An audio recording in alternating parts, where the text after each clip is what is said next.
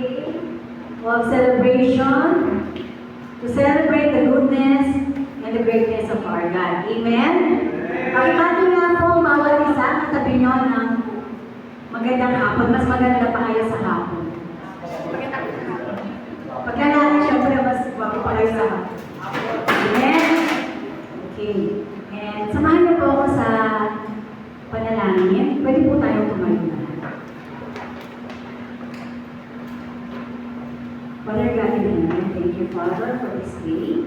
At sama-sama po kami mga dito upang ikaw ay purihin, pasalamatan at sapatin ang Thank you, Lord, sa lahat ng biyaya, sa kalakasan, sa kapayapaan, sa kadalakan, ay pinagkakaloob niyo sa amin.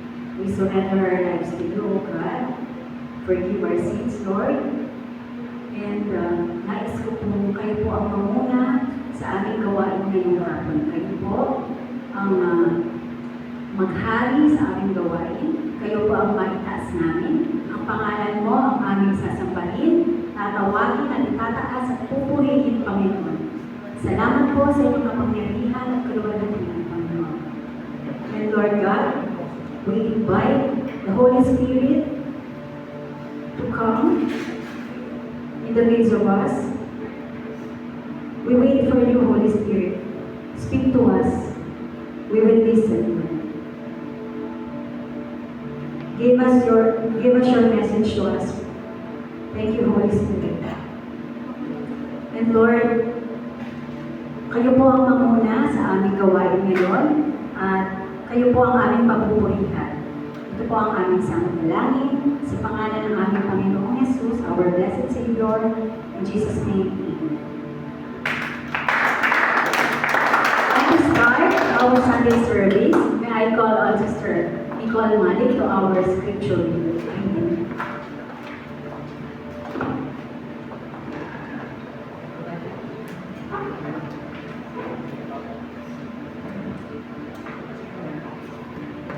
Ang hinat ko sa akin ang 1 Corinthians chapter 2 verse 1 to 16. Mga kapatid, nang ako'y pumunta riyan, pinahayag ko sa inyo ang hiwaga.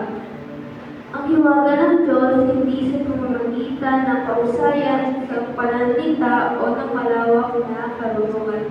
Sapagkat noong ako'y nariyan, ipinasya ko wala akong ibang ipapaalam sa inyo maliban kay Jesucristo at ang kanyang kamatayan sa krus. Noong ako'y nariyan, ako'y nakikina at nanginginig sa takot. Sa aking pananalita at pangaral ay hindi ko sinubukang ikayatin kayo sa pamamagitan ng mahuhusay na talumpati at karunungan ng tao. Subalit nangaral ako sa pamamagitan ng kapangyarihan ng Espiritu upang ako'y ipananampalataya ay masandig sa kapangyarihan ng Diyos at hindi sa karunungan ng tao. Gayunpaman, sa mga tao matatag na sa buhay spiritual, ay naangalan kami ng salita ng karunungan, hindi karunungan ng mundong ito o ng mga tagapamahala sa mundong ito na ang kapangyarihan ay lipas. Subalit ang ipinapahayag namin ay ang lihim na karunungan ng Diyos na hindi nahayag noong una ay nilagaanan niya para sa ating kapaluwalhati bago palikhain ang sanlibutan. Walang isa man sa mga tagapamahala sa daigdig na ito ang nakaunawa sa karunungan iyon. Sapagkat kung naunawaan nila iyon, hindi sana nila ipinako sa krus ng Panginoon ng kaluwalhatian. Subalit, tulad ng nasusulat, hindi pa nakikita ng mata o naririnig ng tainga na hindi pa sumasagi sa isip ng tao ang mga inihanda ng Diyos para sa mga umiibig sa Kanya, ngunit ito inihayag na ng Diyos sa atin sa pamamagitan ng Espiritu.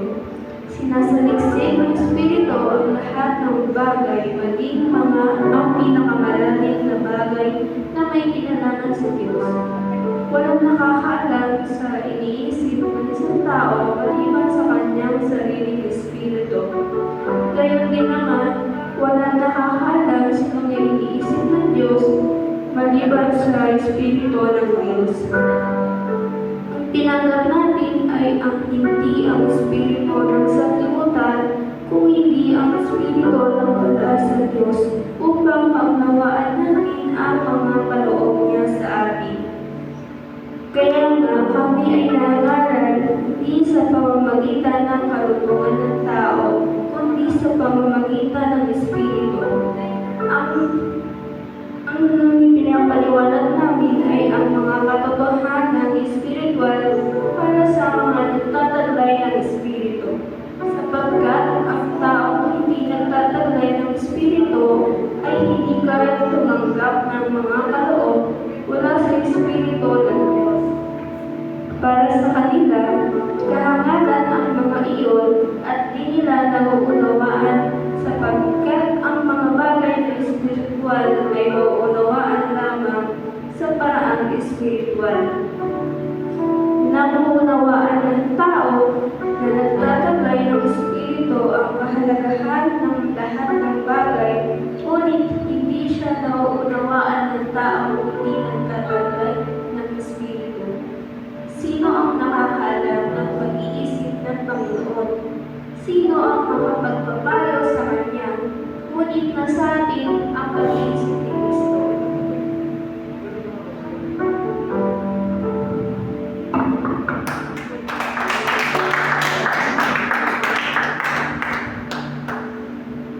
Thank you so much, Sister Nicole. And ready na po ba ang puri sa ating Panginoon? Amen. And now, let's call our praise and worship team to our praise and worship.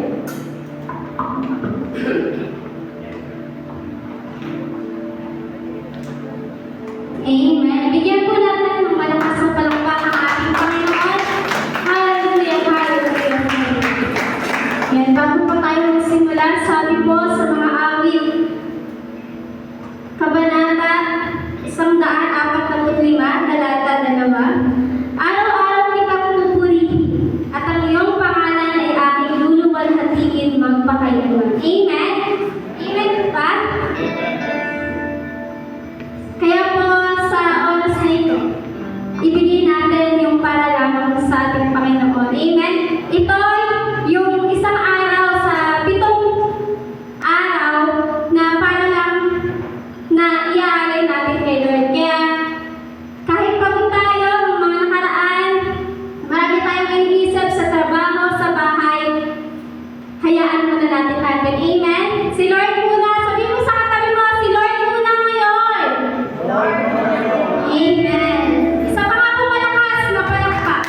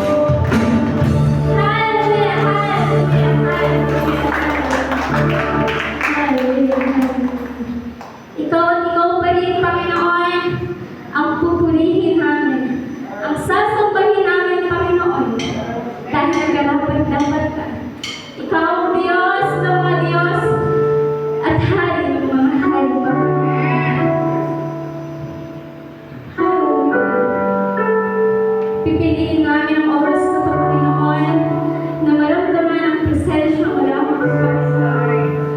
Alisin mo, Panginoon, ang anumang bumabagabag sa aming mga puso at isipan, Panginoon. Palitan mo ito, Panginoon, ang kapayapaan.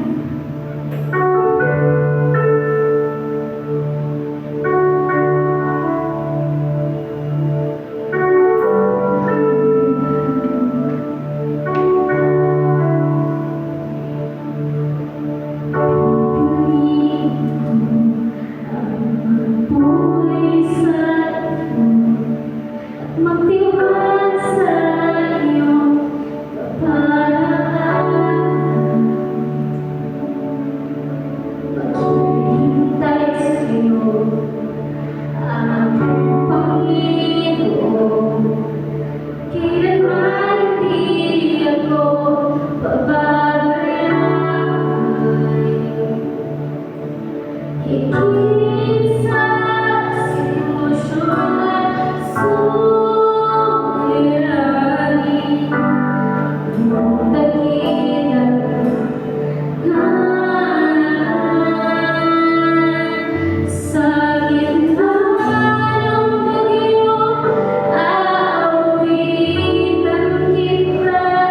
Sa lungkot at saya, pupurihin kita. Ikaw, O Diyos, ang matibay na sandigan sa lahat.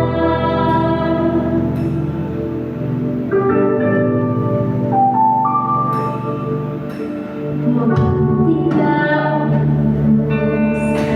sa pampanahon, katapangan hanggang sa kalangitan. Ang biyaya mo, ang siyang kailangan ko. Kailanman hindi ako iiwan.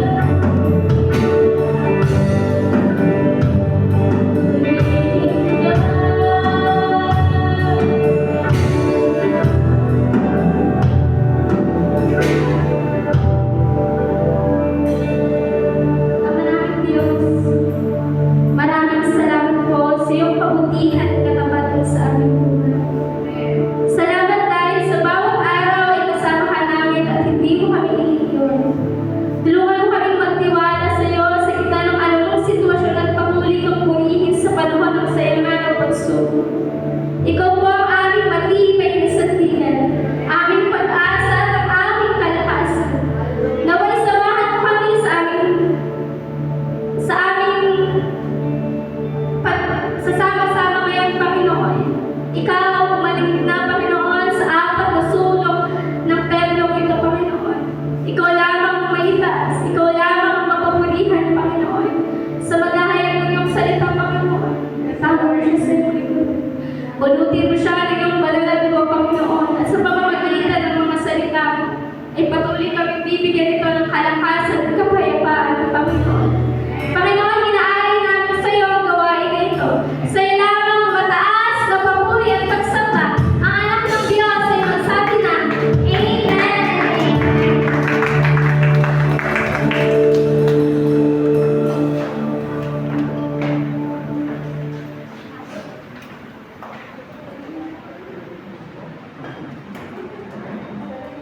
Thank you so much, worship team.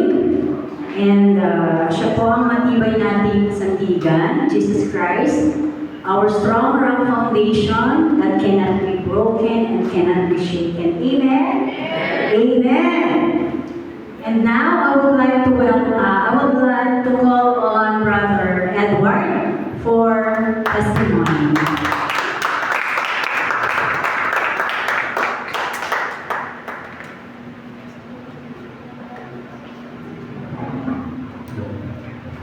So, ayun, magandang hapon po sa inyo lahat. Gusto ko lang magpasalamat sa Panginoon dahil sa ginawa niyang kabutihan sa buhay ko, din sa buhay ng papa ko. So, ikwento ko lang yung buhay ng papa ko.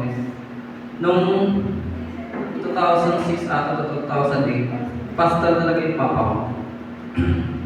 Tapos, ayun, dahil yung family namin, yung lolo ko pastor din, tapos yung tito ko, pastor. Kaya lahat ng sa family namin, ayun, naging kami, malapit kami kay God.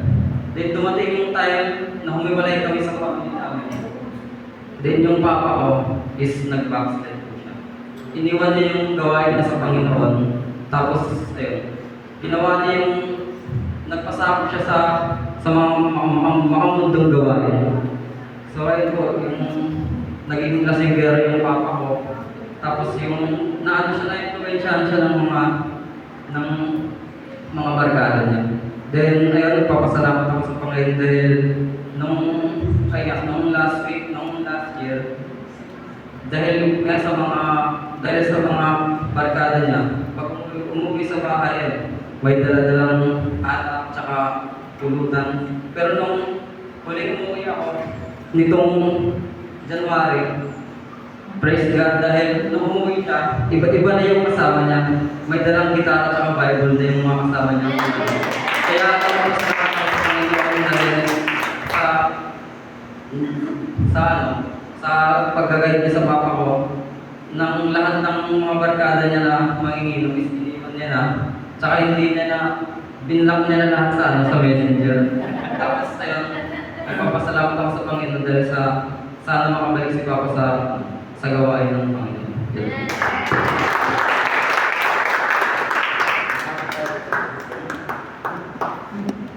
Maraming salamat, Brother Edward. At napakabuti ng Diyos dahil kahit sino po ang lumapit at magpapakumbaba sa ating Panginoon, lagi siyang nandyan, tatanggapin niya tayo lagi.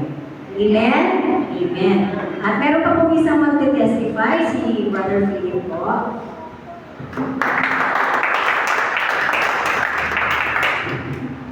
Purihin po ang Panginoon po.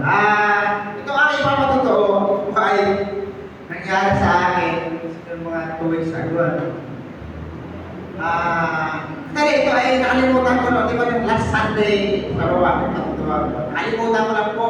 Kasi nga, yung impronto ko baga. Pero ngayon, pinalala sa akin ng business ko, kaya ngayon ko sabihin. At talaga ito po ay hindi po sa magyayabang, ito ay talagang totoong nangyari na talagang yung protection ng Panginoon. Kaya nga po hindi ka talaga mabayaan ng Diyos pagka naniniwala sa Kanya. Ito po yung nangyari sa akin. Sa mga nakilala ko sa akin, ako ay nagtatrabaho dyan sa may pagkabinang tulay, dyan sa may Panama. Yung shop namin dalawa, yung office sa kabila, yung office naman sa harap. So, kami po dyan ay tumatawid Tawa-tawa ka ganito, hindi po yan tawiran. Yung mga, ano ko rin na hindi po yan tawiran, yan po ay hindi tawiran. Kundi dahil sa ayaw ng hindi ko sa Kristiyan, nagsusunod ka tayo sa gitna. So, one time, mayroon kaming kinuha sa kanila, bakal, may dala kaming bakal. Tumawid kami. May kasama ako. Ang dala namin bakal, 2x3 na sugulan sa pasa namin. Pagtawid namin, pina-stop namin yung mga galit. Punta ko sa kanila, pina-stop namin yung mga galit sa patio. Umistop na! Sino nasa gitna na? Tatawid na kami, umistop na siya. Pero isang motor, lumusok! Nag-counter-flow yung motor. Basta hindi ko na saan nakita kung paano siya dumating. Basta, gumulong ako eh. Gumulong ako. Dito tumama kasi nakaharap ako sa ganun. Dito tumama, gumulong. Kaya ito po yung nakakagulat. Dahil wala akong gasgas. Wala akong gasgas. Yung pinong suot-suot, may patrabaho na nabasag ko. Tsaka yung screen cellphone ko, medyo nagkaroon siya ng tama. Pero sa katawan, wala. Pero hindi po na, nabitawan po namin yung bakal eh. Nabitawan namin yung bakal. Ang naisip ko, buti na lang, hindi natuhog yung driver ng motor sa bakal at talaga na. Kasi kung tumama sa kanya yun, so talagang, hindi ko alam kung ano mangyayari.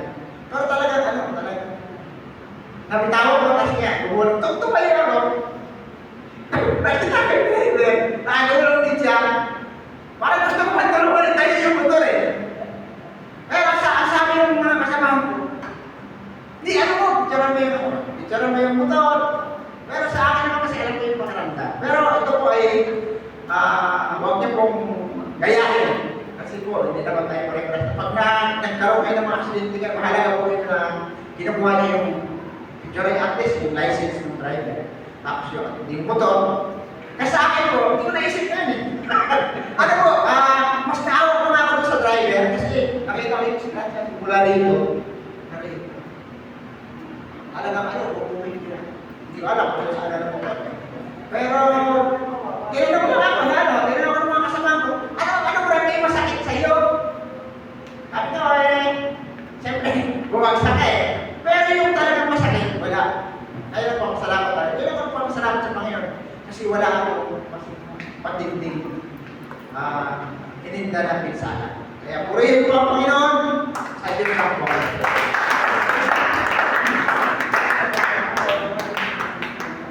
Thank you, Brother Philip. Praise the Lord sa kanyang protection sa atin. Totoo po yun. Nakita ko po, naranasan ko ang protection ng Panginoon sa buhay ko. Minsan po, mahirap ipaliwanag, pero yun po ang totoo. Pinanoprotektahan niya po ang kanyang mga anak na nananalig sa kanya at nagpapasakop sa kanya. Amen? Amen. And now, let's proceed to our preaching, which is the preaching the Word of God by our lovely preacher, Sister Ben. Manyena.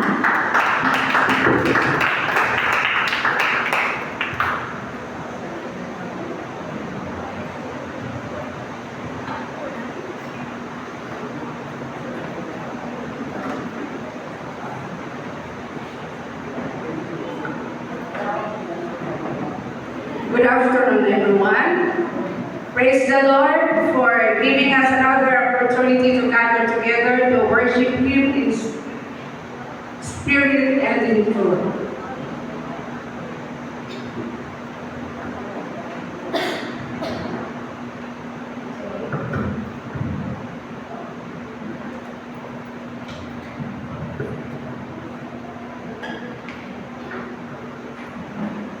Hallelujah.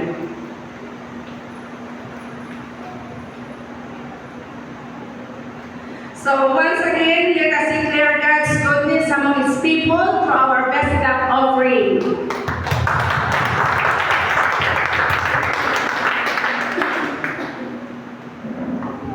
This afternoon,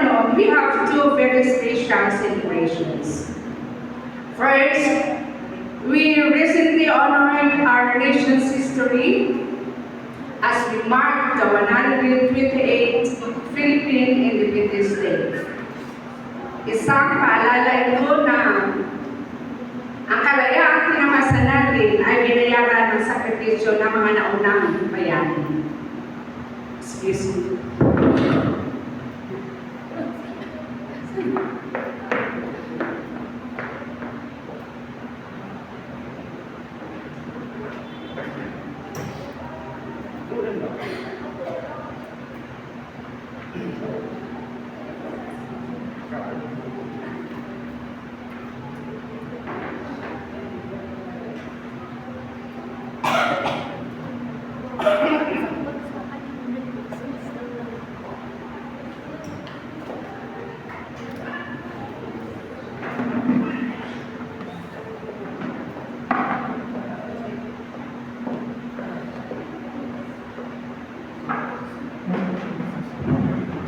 I'm sorry. Hallelujah. At ang pangalawa, today is also Father's Day. Una sa dakilang lumikha, sa lahat ng mga ama at lolo na naririto, Happy Father's Day po sa inyong lahat. You are the pillars of our home. Hallelujah. So, we would like to acknowledge one of our brother, and we are privileged to have with us Brother Eddie Manihan, second lieutenant retired soldier. Palakpakan natin ang Panginoon sa kanyang buhay.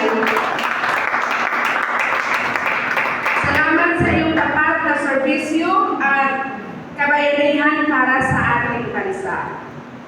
You are a living testimony because you fought for our nation's freedom and you continue to fight for your family. Sa lahat ng mga tatay, ang iglesia ay nagpupugay at nagpapasalamat sa inyong lahat. Mga kapatid, whether you are a soldier, defending our borders, or a father working hard day and night to provide for your children, kabayanihan ang inyong ginawa. Dahil ang tunay na ama ay tulad ng sundalo, ay handang matiis ng hirap para sa kalayaan at kapakanan ng kanyang mga mahal sa buhay. The hero in the classic stories is the one who struggled, sacrificed, and ensures a right moral order for self and others. The hero of faith, their legacy is peace and connected with ours. Subalit sa kabila ng pagdiriwang natin, hindi may tatago ang katotohanan ng ating lipunan. Ngayon ay nariyan ang mga kawalian ng mga namumuno, kahirapan at kawalan ng katarungan, mapapaisip katuloy.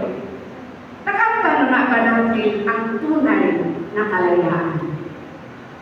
Ngunit, kung pag-uusapan natin ang tunay na kalayaan, ito ay hindi natin matatagpuan saan man, sa Panginoong Hesus lamang. Palapakan po natin ating Panginoon. Hallelujah. Ngayong hapon, may tatlong klaseng bayani ang pag-uusapan natin na dapat natin sundan. Una, heroes of faith. Nasa Old Testament, makikita natin at mababasa natin ang kwento ni Noah. Nagtiis gumawa ng ark sa loob ng 120 years. Abraham, naghintay sa kanyang anak 25 years as a fulfillment of God's promise of a son. Si Joseph, 13 years in jail. Grabe ano. At ang pangalawa ay yung mga bayani, heroes of World War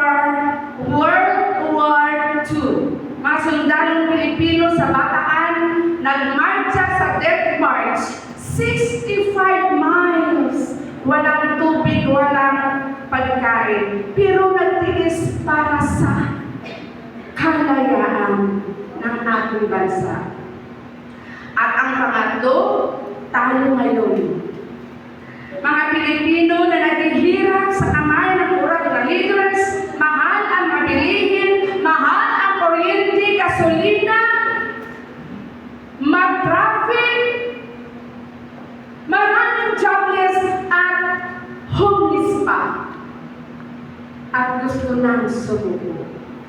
Paano tayo magpatuloy? The book of Hebrews was written to Jewish Christians who were suffering persecution because of their faith in Christ. Marami sa kanila ang nawalan ng ari-arian, tinakwil ng pamilya, at dumanas ng pagdurusa. Hebrews 11 or chapter 11, dito natin mababasa sa Hall of Faith. Pagkatapos maglista ng mga bayani, maglalag tayo sa chapter 12. Dito natin mababasa kung paano ang mga naunang bayani, sila ay nagtagumpay na matapos na sa kanilang mga pananampalataya, ang kanilang spiritual na karera sa buhay, sa gitna ng kabanatang ito, Jesus Christ, the model of endurance. Wala silang mga kamay. Hallelujah. Para kay Lord. Hallelujah. At verse 12, sabi, therefore lift your dropping hands and strengthen your weakness. Kaya palakasin ninyo ang inyong paypay na katawan at ipunin ang nalalabing panglakas at ibig sabihin nito, yung mga bayani ng Hall of Faith. Nanonood sila sa atin ngayon. Cheerleader natin sila.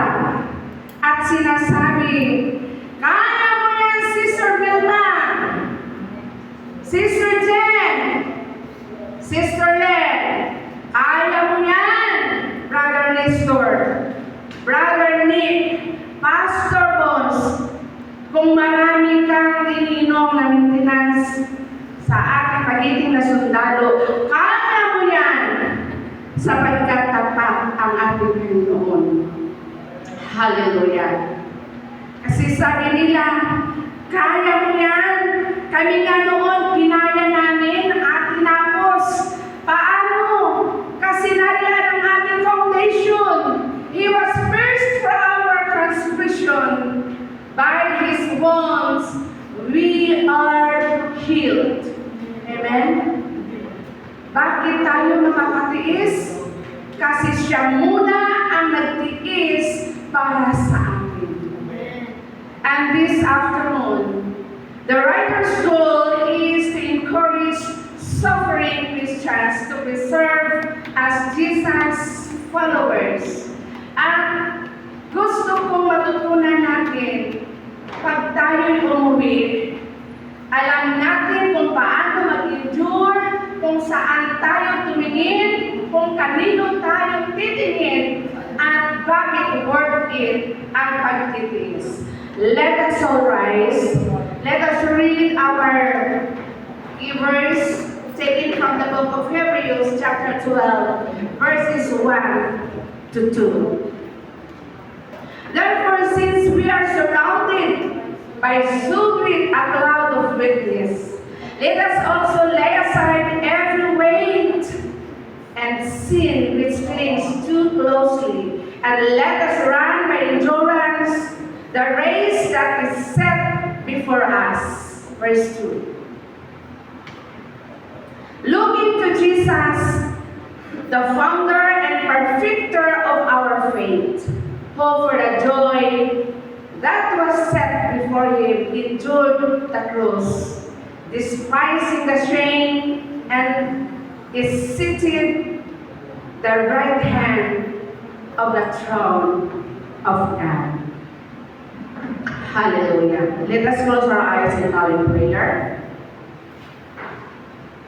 Hallelujah. Heavenly Father, we thank you and we glorify your name. Please cleanse us with the precious blood of your Son, Jesus Christ, our Lord and our Savior, for us who can closer to you fully. Hallelujah. Please give us knowledge and wisdom for us to understand the message today entitled Model of Endurance, to strengthen those who are weary, comfort those who are hurting, and help us to keep our eyes on Jesus in tough times. Holy Spirit, we acknowledge your presence in the midst of us to control everything. And we ask you to please open our hearts, clear our minds, and speak to us directly through your word.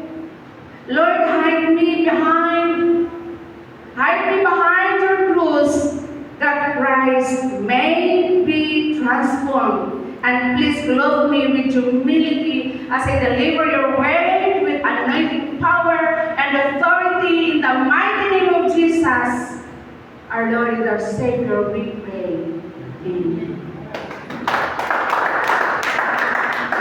Hallelujah. Model of endurance or modelo ng pagtitiis. And we have here unlocking ways for us to understand better. And the first word that we have is endurance. Endurance in Greek word hypomone. It is a noun. Ang synonym niya is perseverance, sa ating salita, pagtitiis, pagtitimpi, o pagbabatak. Endurance, to remain under pressure. Di tumatakbo palayo, kundi mananatili sa ilalim ng bigat, pero di natuturo. And according to Mr. Webster, endurance is the capacity of power to endure, ability to suffer pain, distress, hardship, while remaining faithful to God. And the next word is race. In Greek word is agon. A contest, karera. Halimbawa, palisangan sa pagtakbo. And there is agonize or struggle. Simply because hindi 100-meter dash race set out for us. Kaya dapat tayo naka-focus kay Jesus for us to overcome. Para tayo ay makarating sa finish line. And the last word is for victor. In Greek word, diaiotis or finisher. Who is our finisher? Jesus Christ. Tinapos niya at siya rin ang natapos ng race mo, kapatid. Because He is the model endurance. When we say model of endurance, ito ay isang huwaran ng pagtitiis para sa kalayaan, mga kakayahang magpatuloy at sa pagtakbo ng may katapatan. At kahit na mabigat ang pinagdaanan upang mapagtagumpayan ang marathon ito. Ngayong hapon ay pinapaligiran tayo ng 3 henerasyon ng mga bayani na magsisilbing inspirasyon natin lahat. Ngunit nais ko ipaalala sa inyo na hindi natin sila itinataas. Halimbawa lamang dahil walang makakatalo sa ating Panginoong Hesus. And here is the first one. The historical trailblazer. Yes. We are the heroes in the whole of faith. And it can be read. Let us read Hebrews chapter 12 verse 1a. Therefore, since we are surrounded by so great a cloud of witness. Yes. Sabi, kaya nga dahil napaligiran tayo ng napakaraming saksi. Sino itong ating tinutukoy. Ang tinutukoy natin dito ay ang mga believers. Yung mga believers na nauna sa atin, ito yung mabayani sa pananampalataya sa Faith Hall of Fame. Faith Hall of Fame sa Hebreo 11 or Hebreo chapter 11. These are the faithful believers have died and now reside in the presence of God as they cheer us. Hallelujah. Isipin ninyo ang Olympic Marathon. Kapag ikaw ang tumatakbo at pagod ka na, doon sa stadium maririnig mo ang hiyawan ng mga audience. Kaso, ang cheerleader mo ngayon ay mga dating gold medalist. Sina Moses lang naman at saka si Abraham. At sinasabi nila, kaya mo yan. Napagdaanan din namin ang madilim na yugto ng kasaysayan, ngunit tapat ang Diyos. So yun ang ating paghahawakan. Kung paano sila nakarating sa finish line. And again, heroes of faith in the Bible where they trust in the character and promises of God. Sabi niya, many people model endurance in the Hall of Faith, but no one modeled it better than Jesus Christ. Amen? Hallelujah. Hallelujah. Yes, no one is better than Jesus Christ himself. Jesus ran his race, and we must fix our eyes on him to run ours. Amen? And here's the second one. The national deliverers, the heroes of the World War II. Sabi sa verse 2, verse 1. Sabi sa verse 1b, lay aside every weight and sin which clings too closely. Lay aside, in other words, remove, tanggalin, iwasin natin ang kasalanan at ang anumang balakid na pumipigil sa atin. Yes, hindi lahat ay kasalanan, ngunit ito ay humahadlang sa ating paglakad sa katuwiran ng ating Panginoong Hesus. Halimbawa na lamang, yung mga Netflix, yung ating mga pinagigiliwan sa Korean novela, 60 episodes. Wow. So minsan, lalo na sa online natin, dapat nandito ka ngayon. Amen? Kasi napakaraming mga pumupulupot sa ating mabibigat na nakakahadlang sa ating pagtahak sa ating spiritual life. May mga bagay na hindi masama, ngunit nagiging hadlang. Nariyan yung mga low priorities, excessive worry, anger, bitterness. Kung ikaw ay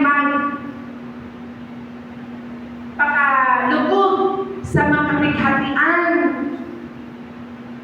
ikaw ay lulugmok, kaya dapat bumangon ka sa presensya ng ating Panginoon. And being occupied with worldly concerns, ito yung mga hadlang na dapat natin iwasin. We must travel light, withdraw of everything that hinders, and the sin that so easily entangles. So, makikita natin sa Death March, yung mga sundalo, dinadala nila ang kanilang armas,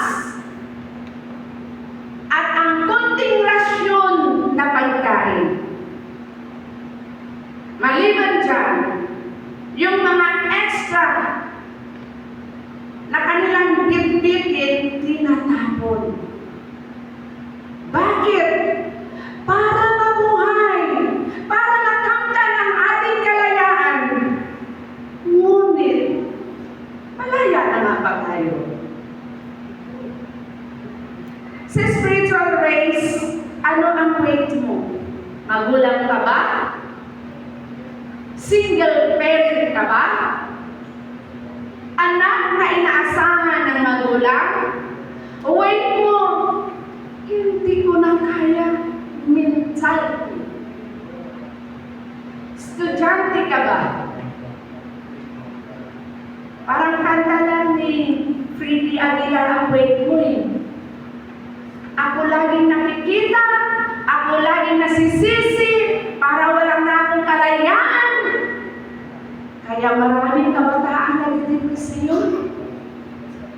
Hindi nila alintanan na ang pangaral ng kanilang mga magulang ay para sa kanilang kinabukasan. Amen po. Palakpakan natin Panginoon sa buhay ng bawat isa ng Hallelujah.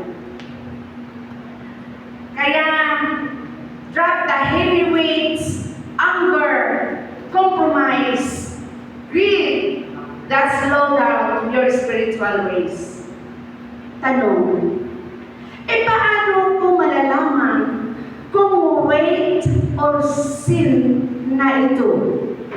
Kapatid, ang sagot, ask yourself. Tanungin mo sarili mo, kung ako ay puro gadgets ang hawak ko, with barkadas, ako ba ay pinapalapit kay Lord? At kung ang sagot ay ikaw ay pinapalayo, then lay it aside. Amen po. Sa ngayon, ang mga bawat tahanan, napakatahimik. Ultimo, 2 taon na bata, may sariling cellphone. Kaya, komportable na ngayon si Mami. Kasi si Mami nagsiselfone, si Daddy nagsiselfone, lahat ng mga anak nagsiselfone, ang kasambahay nagsiselfone din.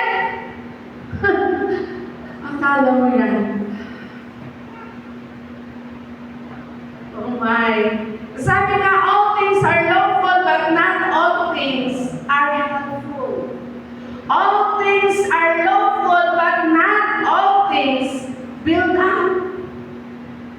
Sabi, malaya akong gumawa ng anuman, ngunit hindi lahat ay nakabubuti. Malaya akong gumawa ng anuman, ngunit hindi lahat ay nakakatulong. So, to endure, we must travel light. Tanggalin ang pabigat. And here's the third one. The present day overcomers. The heroes among present believers. Tayo po yun.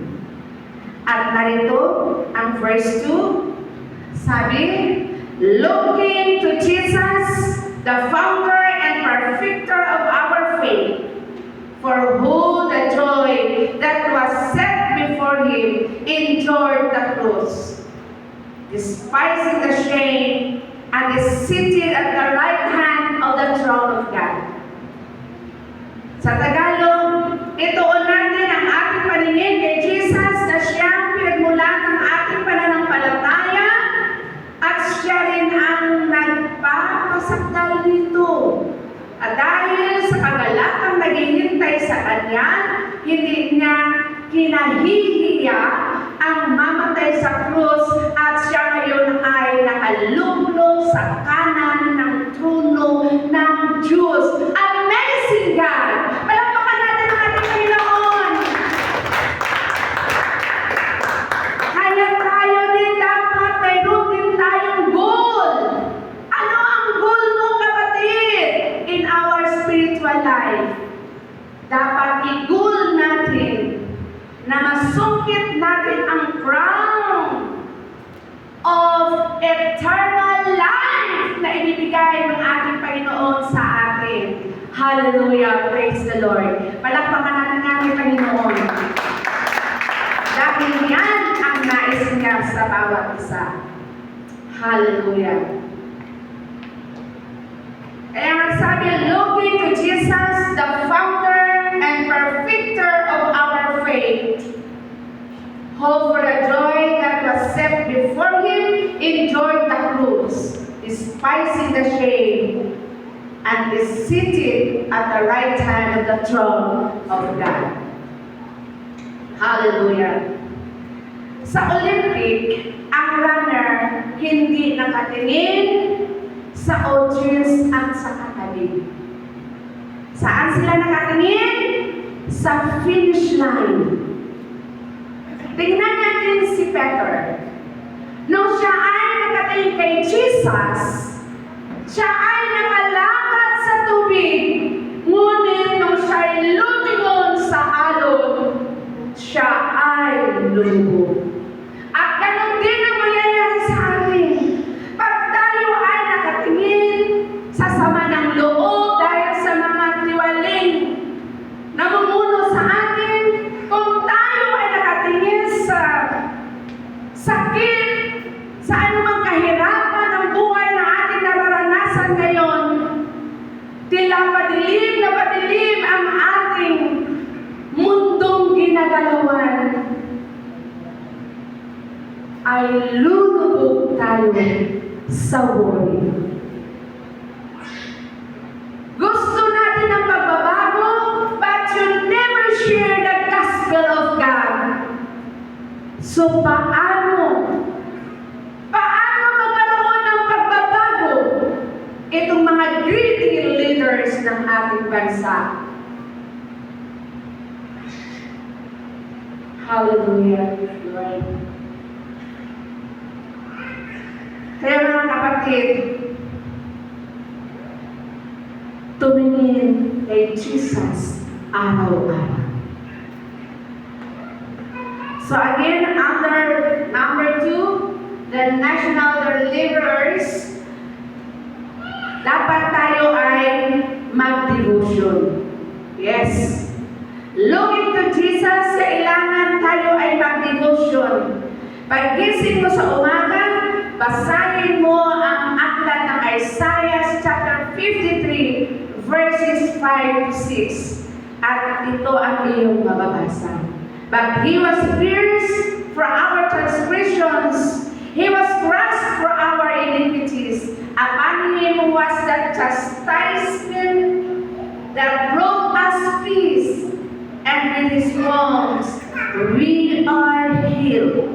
It explains that our transgressions, our iniquities, his suffering were caused by humanism.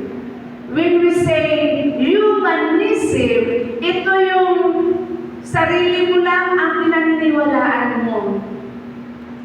Kaya ko to, kahit wala si God. And that's wrong.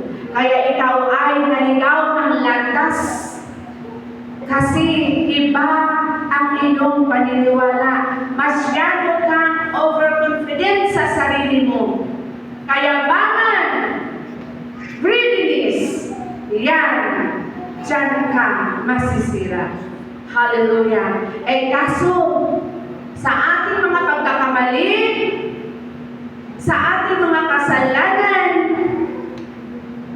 his suffering were caused by humanism. First,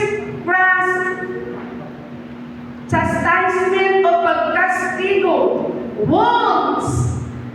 Isaiah emphasizes how severely God punished the rejected servant for the sins of mankind. Thus, no one modeled it better than Jesus. Sapagkat sa kabila ng kaniyang kalagayan, when he was on the cross of Calvary, nanginginig ang kaniyang buong kalamnan, ang kaniyang buong katawan, habang nakabayumay sa krus ng Kalbaryo. Pagtuloy na ang ating kaligtasan kanyang isip na dapat mapagtagumpayan ko ito. Tiniis ang lahat. Maraming salamat, Panginoon. Hallelujah. Hallelujah. Verse 6. All we like sheep gone astray. For the Lord disciplines the one He loves, and chastises every son whom He receives. Verse 7, it is for the discipline that you have endured. God has treated you as son, for what son is there whom his father does not discipline? Hallelujah. Okay. So this verse, pag sinabi natin, he was like a sheep, helpless. Kasi all we like sheep gone astray, we have turned everyone to his own way, and the Lord has laid on him the iniquity of us all. And these words are the heart of this message. All we, everyone, all people contributed to his pain. Lahat tayo, when we say, all we, lahat tayo, everyone, bawat isa, naging kabahagi ng kanyang mga pasakit na dinanas nung na siya ay nasa krus ng Kalbaryo. Helpless, the Lord has laid on him the iniquity of us all. So that is devotion. And the second one, letter B is prayer. Pwede natin sasabihin, Lord, ikaw ang tumapos ng race mo. Pwede ba tapusin mo rin ang nasa akin? Pwede po yun. Dahil siya lang naman talaga ang makakatulong sa atin. At narito ang number 3, or letter C, kailangan natin mag-worship. Kapag traffic, huwag mainit ang ulo. Instead na magmura, mag-worship ka kanya. Umawit ka ng praise songs. Amen? Hallelujah. Bakit po? Kasi, ang tanong, paano kung di ko mararamdaman si Jesus? Kasi ang hirap tumingin pag walang nararamdaman. Sagot. Kapatid, faith is not feeling. Sa verse 2, sabi niya sa verse 2, the founder and perfecter of our faith. Yes, si Jesus is the founder and perfecter of our faith. Tumingin ka kahit hindi mo feel si Jesus sa krus nung siya ay nakabayubay. Nung ang kanyang katawan ay nakabayubay sa krus ng Kalbaryo, alam mo kapatid, hindi niya rin nararamdaman ng Ama. Kaya nga po ba, hindi niyo ba naalala ang sinabi niya? Father, why have you forsaken me? Ama, bakit mo ako iniwan?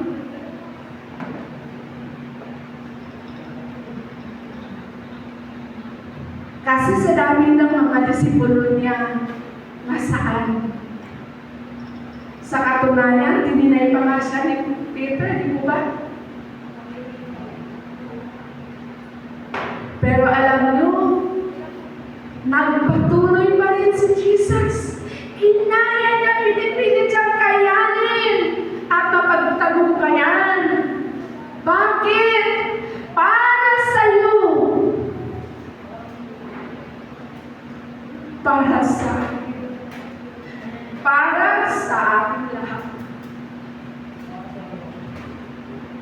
Pinapakan natin ang Panginoon. Hallelujah.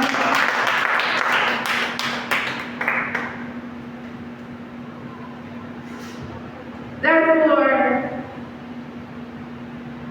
let us embrace God's discipline. Sa verse 5, sabi sa verse 5, nakakalimutan na, and have you forgotten the exhortation that addresses you as sons? My son, do not regard lightly the discipline of the Lord, not be weary when reproved by Him. Anak, Huwag kang magwalang bahala. Sapagkat nakalimutan na ba ninyo ang pangaral ng Diyos sa inyo bilang mga anak niya? Mga salitang nagpapalakas ng loob niyo? Anak, huwag kang magwalang bahala kapag tinutuwid ka ng Panginoon, at huwag panghinaan ng loob kapag ikaw ay pinaparusahan niya. Verse 6, sapagkat pinaparusahan ng Panginoon ang mga iling-ibig niya at pinapalo ang mga tinuturing niyang anak. Amen. Sa ating tahanan, meron tayong mga magulang. Pag tayo ay pinapalo, pag tayo ay pinapangaralan ng ating mga magulang, tanda yun ang kanilang pagmamahal sa atin. Amen po. Hallelujah. Verse 11, habang tayo ay tinutuwid, hindi tayo natutuwa. Naghihinagpis, ngunit pagkaraan niyon, lalasap tayo ng kapayapaang bunga ng matuwid na pamumuhay. So yung sundalo sa bataan noon, training nila, akala torture. Pero yun ang nag-save sa kanila. Si Joseph, 13 years sa kulungan, at yun din ang kanyang school sa kanyang pagiging prime minister. Tayo, yung mga kapikatiang nararanasan natin, training ground ni Lord John para maging malakas tayo. Amen po! Hallelujah. Verse 12, therefore, lift your dropping hands and strengthen your weak knees.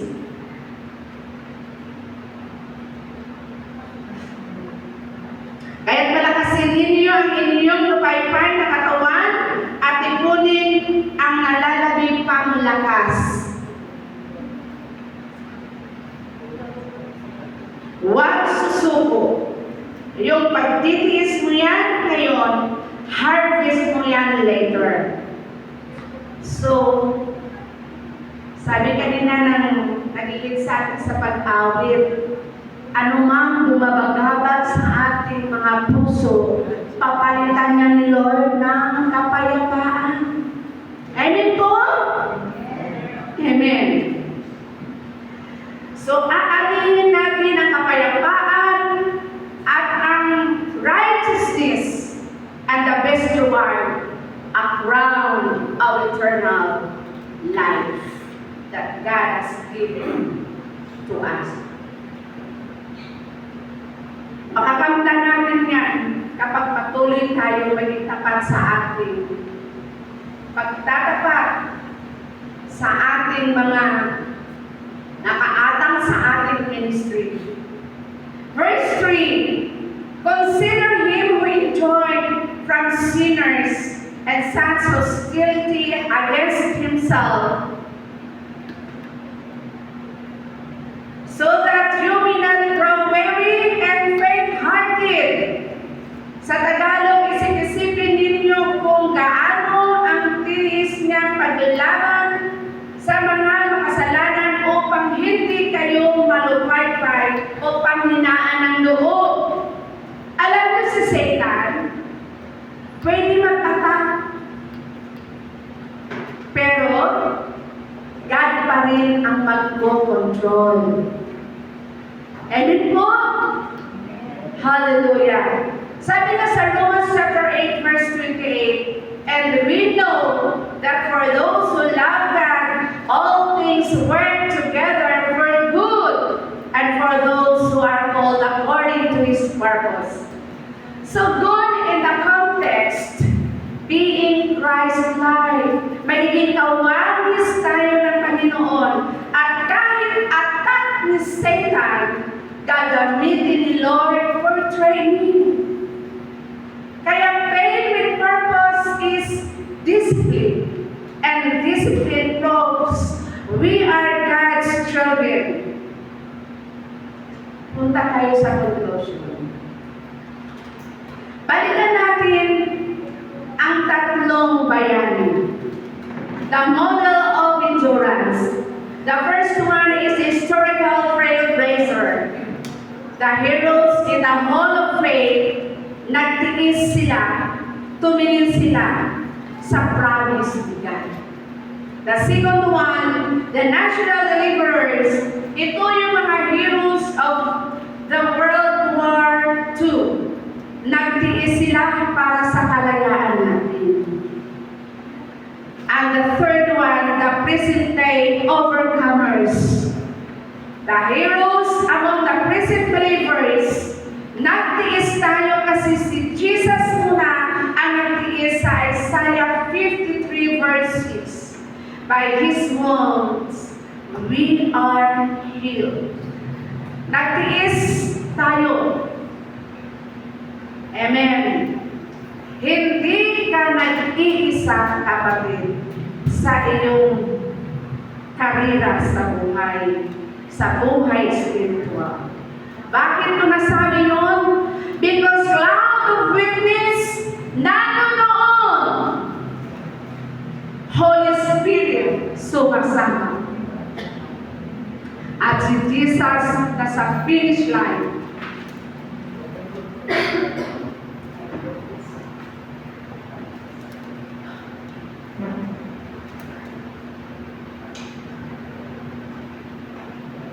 Hallelujah. Hallelujah.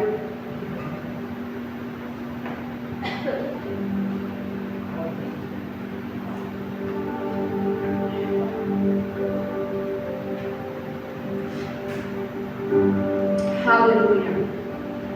At makikita natin si Jesus ay nasa finish line. Nagsasabi, kaya mo yan, anak. Ako ang tatapos sa race mo. Therefore, to endure, we must travel light. Tanggalin ang mabigat. Endurance is not about strength. It's about focus. Jesus is our finish line. Pain with purpose is discipline. And discipline proves that we are God's children. Because true freedom is found when we fix our eyes on Jesus. Alam nyo, itong mga corrupt leaders cannot steal the eternal freedom Christ brought for you. Kaya run with endurance, finish the race by looking to Jesus, the ultimate model of endurance. Let us all rise.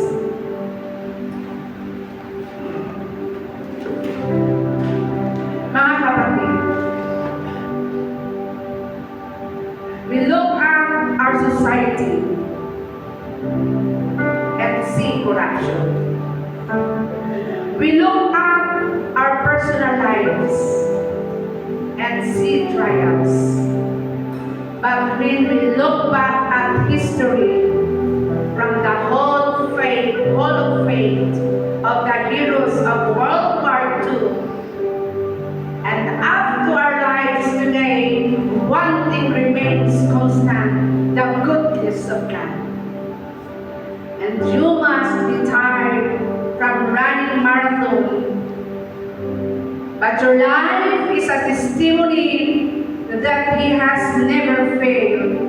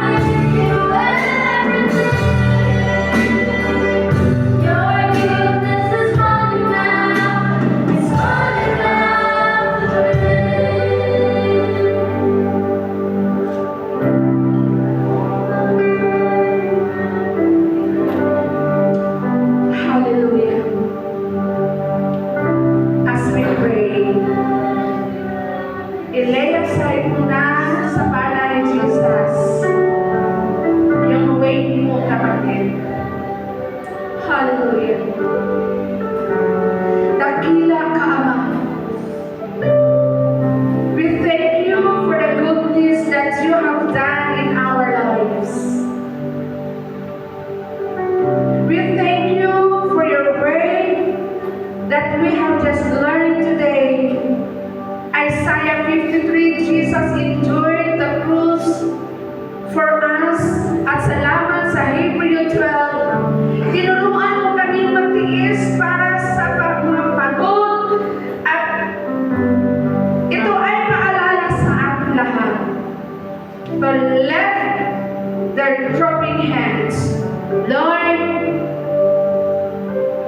please help us to run with endurance. Looking for Jesus, the Alpha and Omega, the beginning and the end, the perfecter of our faith. Tunay na ang iyong salita ay ilaw at tanglaw sa aming daraanan, gumagabay patungo sa iyong katawiran na dapat naming lalakaran at magbibigay na kapanatagan sa aming mga tagpuin. Father, bless us. Heal our land. Maging sa may inflation at kahirapan dulot ng mga corrupt leaders, kami ay lumalapit sa iyo. O Jehovah Jireh, who provides and the righteousness judge na nagpapatupad ng katarungan, touch the hearts of leaders, grant them wisdom to govern with integrity. Panginoon, ibalik mo po ang pag-asa at ang kasaganahan ng aming bansa. Tulungan mo kami alisin ang bawat pabigat at ituon ang aming paningin kay Jesus. At magpakatatag sa gitna ng mga pagsubok. Palakasin mo ang mga mahihina at patuloy mo kaming gabayan hanggang matapos namin ang aming takbuhin. Hallelujah.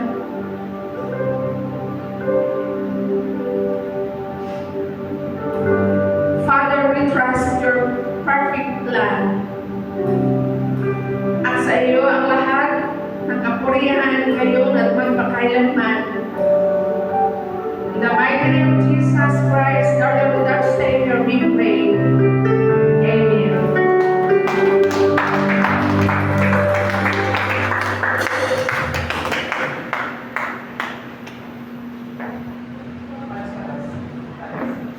Thank you so much po, Sister Beth, sa napakagandang message po para sa ating lahat na nagpapalakas po ng ating espiritu at ating nalulupay-pay na katawan. Meron po tayong model of endurance. Number 1 is the historical trailblazer. Number 2, the national deliverers. Number 3, the present-day overcomers. Salamat sa Diyos sa kanyang mensahe. At sabi nga po ni Sister Beth, run, finish the race, and look to Jesus. And now, I would like to call on our lead pastor, Pastor Bones Cabros, for some announcement.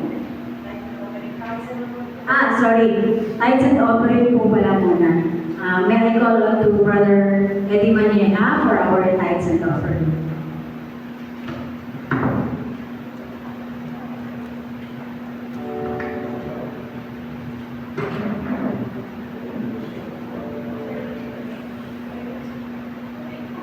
Maraming salamat sa napakagandang putahe na inyong inilapag sa aming espiritu, the model of endurance. So sa bawat isa ay magbigay ayon sa pinasya ng kanyang puso, hindi mabigat sa loob o mapingitan lamang, sapagkat iniibig ng Diyos ang nagbibigay ng masaya. 2 Corinthians chapter 9 verse 7. Hallelujah. Hallelujah. So tayo po taas po natin ang ating mga sobre at tayo manalangin. Aming Ama na nasa langit, maraming salamat sa inyong walang hanggang kabutihan at pagpapala sa aming buhay. habang kami ay nagbibigay ng aming ikabuhat handog, tanggapin mo naman ito bilang handog at pagsamba at pasasalamat. Pagpalain mo ang bawat nagbibigay at gamitin mo ang mga handog na ito para sa pagpapalawak ng iyong kaharian at kaluwalhatian sa iyong pangalan. Ito po ang aming panalangin sa pangalan ni Jesus. Amen.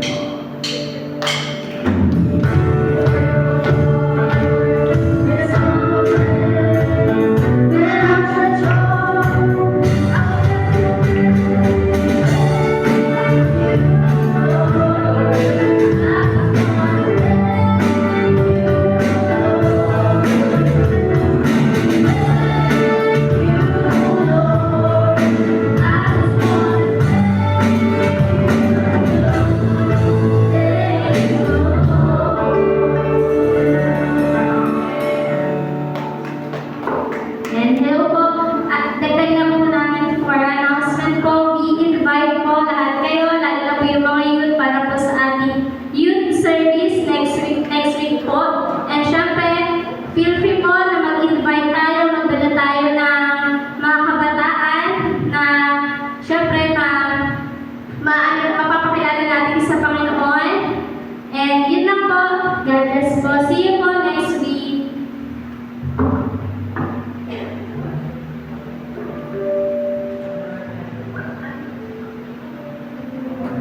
Lord. Hello. Akas na. Purihin po Panginoon. Ang lahat po ng mapagpala ng salita ng Panginoon. Pwede bang ibulong mo kay Lord? I love you, Lord. Habang pumapalakpak ng malakas. Oh, I love you, Lord. Hallelujah. I love you, Jesus. We love you, Lord. Purihin po Panginoon. Pasensya na po, napakaganda ng mensahe, talaga napapanahon. Even though kila Pastor Dave, yung kanilang theme sa kanilang anniversary is about standing firm in faith, endurance. Ayan po. So, purihin ang Panginoon. Alam niyo po ba? May mga usapan, no? Sa theology, totoo ba na ang kaligtasan ay nawawala? Di ba may mga ganyan na katanungan? Nawawala ba yung kaligtasan? O totoo ba yung once saved, always saved? Yan mga usapan. Alam niyo po sa aming pag-aaral ng salita ng Panginoon, magbabasa, isa na yung natutunan ko. Na yung kaligtasan, at yung biyaya ng ating mapata lahat ng tukso at pagsubok, ibinibigay ng Panginoon nakalagay sa isang lalagyan. Sa English, salvation and the grace for us to endure till the end comes in the same package. Nakuha po natin? So, nawawala na ba yung salvation? Pastor, bakit si Judas? Oh. Judas was never saved. Pastor, bakit si Peter? Si Peter ay saved.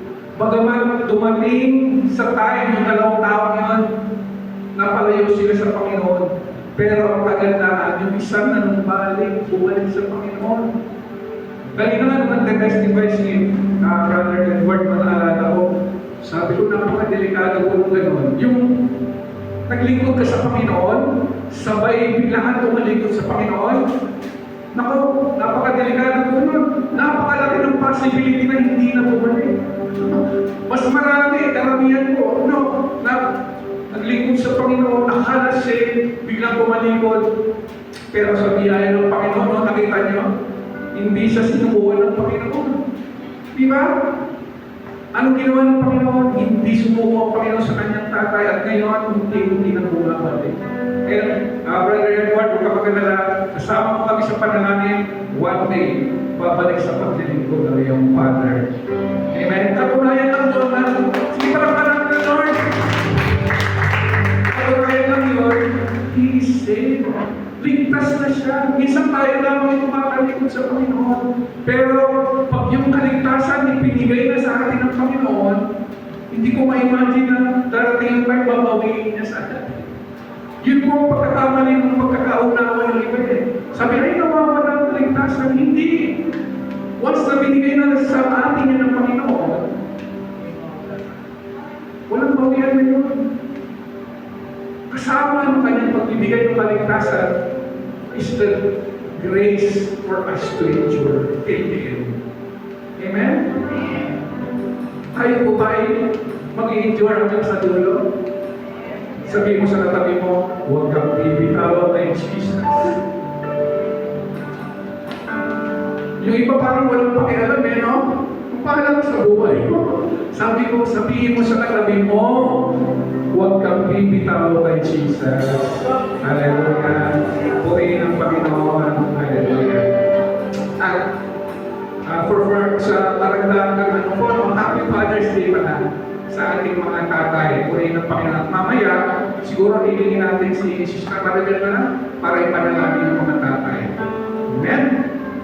This coming Wednesday, wala po muna tayong midweek service. Okay? At may announce na pala, no, next Sundays, youth service na. So hindi pa natin alam kung dito tayo ulit or baka sa baba na. Kasi po yung mga gamit natin, medyo nahihilo pa. Medyo hilo pa sila eh. Di ba? Nasa baba, inakya. Pag binaba ko eh, baka hindi na gumana. No? Eh sabi ni Sister Jen, di ba? Ano na? Next na tayo bumaba. Oh, parang nakihasa, no? Purihin ng Panginoon. Pero sa biyaya ng Panginoon ay medyo susubukan natin tawaran. Kasi hindi naman natin gusto dito eh. Di ba? Napilitan lang tayo dito kasi nga merong nakapulot sa lugar. So, pipilitin natin tawaran siya, no? Co-owners. Okay? Okay po. So, tayo mga kapatid. And we would like to acknowledge Sister David and Sister Loina. Thank you for coming. At isa ko po lang, gusto ko i-acknowledge yung mga yun natin kanina. Nakita ko si Sister Michelle. Nagpapiano na. Purihin ang Panginoon. Also, si Sister Micheline. Alam ko, wala sa personality niya yung kumayo dito sa harap eh. Mukha siyang sobrang kahiyain eh. Pero last time, nag-MC po siya. Isa lang ang ibig sabihin noon, willing siya pagpagamit sa Panginoon. Ayaw sa Panginoon. At siyempre, masang tayo na lahat ng ating mga kapatiran ay magagamit sa paglilingkod sa Panginoon. Okay? Sige po. Kawitin natin yung ating closing song. I'm sorry. Panalangin na lang muna siguro yung mga tatay. Pwede ko bang ibitayin yung mga tatay dito sa unahan? Panalangin tayo ng ating buking Pastora. Sige po, Sister Maribel, panalangin niyo po kami.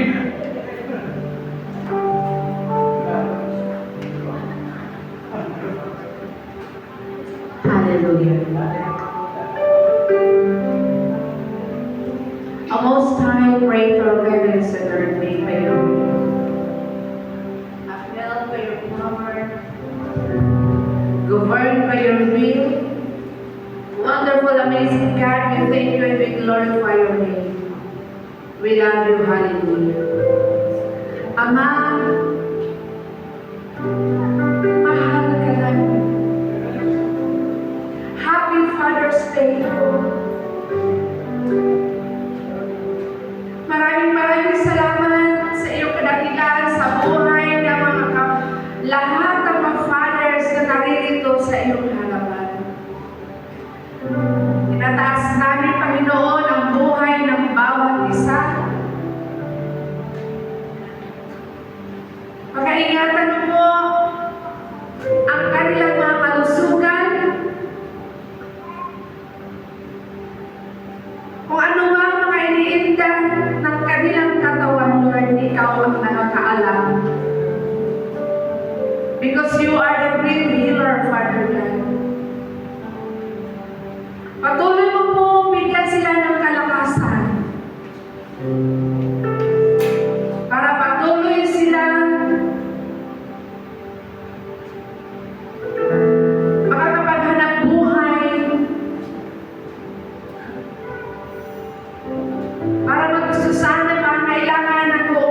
pamilya. Panginoon, sa oras na sila'y napapagod,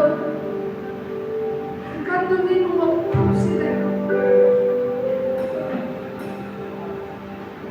Palakasin mo po ang kanilang mga katawan.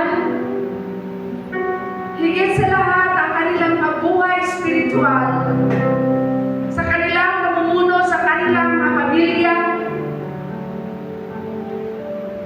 Sila ang pag-aakay, maging modelo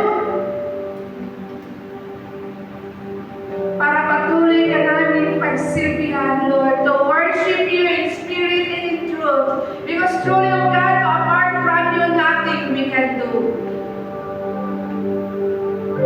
Naniniwala kami, Panginoon, sa anumang mga plano mo sa buhay ng aming mga ama ng tahanan.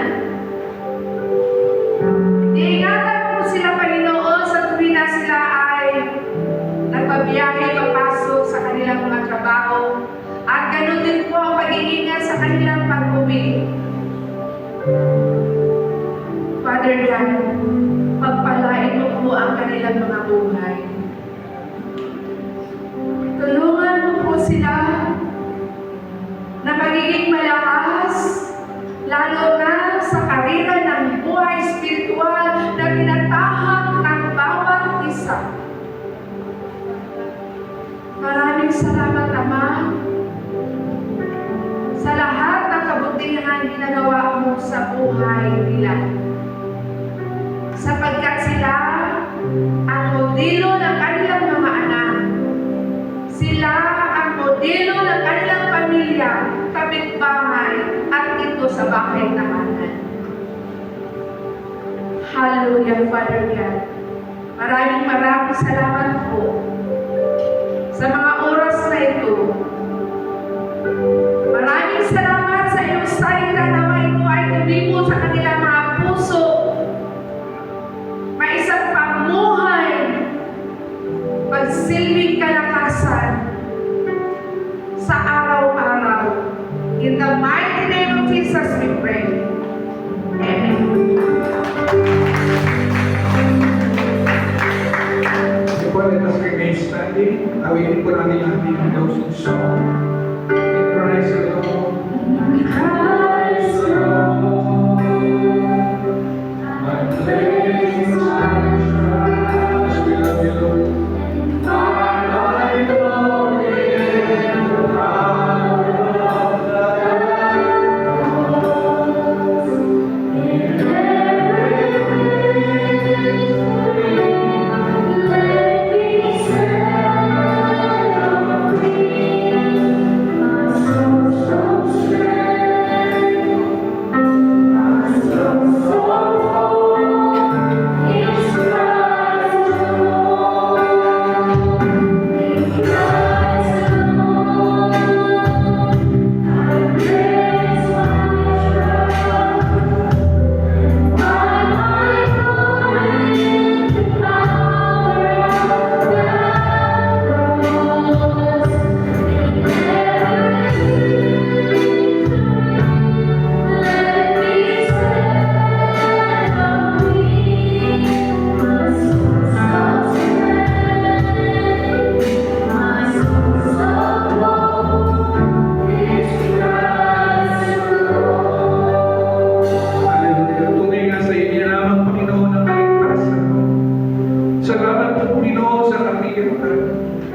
Na sa pamamagitan ng pananampalataya sa iyo ay meron kami kaligtasan. At salamat din sa biyaya, Panginoon, na ibinibigay niyo sa lahat ng iniligtas niyo, na aming mapagtagumpayan lahat ng tukso at lahat ng pagsubok, Panginoon. And we will endure until the end because of your grace and for your glory alone. Maraming salamat.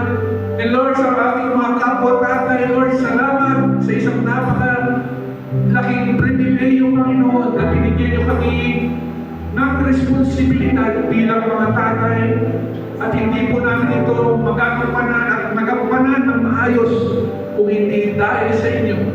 Kayo na aming perfect model, Panginoon. Kayo na aming modelo, aming huwag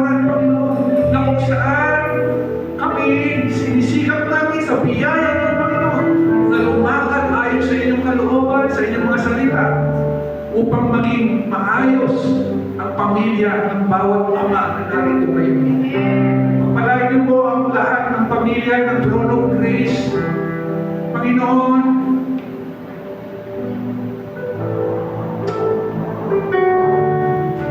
pagpalain niyo po si Sister Maribel, Panginoon. She prayed for us for healing. Panginoon, pinanalangin na namin for healing. When she herself needs healing, Panginoon. Lord, pagalingin niyo po si Sister Maribel kung ano man po yung nakita kong bukol sa kanya. In the name of Jesus, siya na po ay pinagaling niyo na immediately, totally and completely healed po si Sister Maribel. And Lord, maging ang aming mga kapatiran na may tinaranas na sakit o karamdaman sa mga sandaling ito, hindi ko po alam kung sino-sino sila. Pero alam niyo po, Panginoon, at alam namin na gusto niyo at nais niyo bumalik sila sa pangalan ng aming Panginoon Jesus. Receive healing in the name of Jesus. Tanggapin niyo po ang kagalang at kalingan mula sa aming Panginoon Jesus, our great leader. Maraming salamat, Panginoon. Tinatas namin, dinadakila ang pangalan sa mga sandali. To you be all the glory, the honor, and the highest praise. Tapos na po ang ating gawain, tanggapin natin ang kapayapaan at biyaya ng Panginoon Jesus, ang pag-ibig ng Diyos, at ang pag-iimbisa ng Banal na Espiritu ngayon at pagpasawalang hanggan. In Jesus' name, Amen. Hallelujah. God bless everyone. Sige po, pati namin yung ating mga kapatiran.